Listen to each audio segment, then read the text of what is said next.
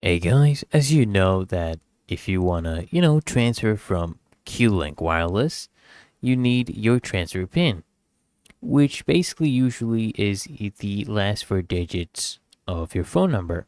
But if that does not work, you can just contact their customer support at this number 1-855-754-6543 for further assistance.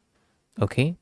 And then you can use that, and once verified, right, they will go ahead and give you your PIN to help you initialize and initiate the porting process. And it's really that easy and simple. So I hope this guide provided value to you. And if it did, consider smashing that like button as well as subscribing to frequently asked questions. And I'll see you guys in the next one.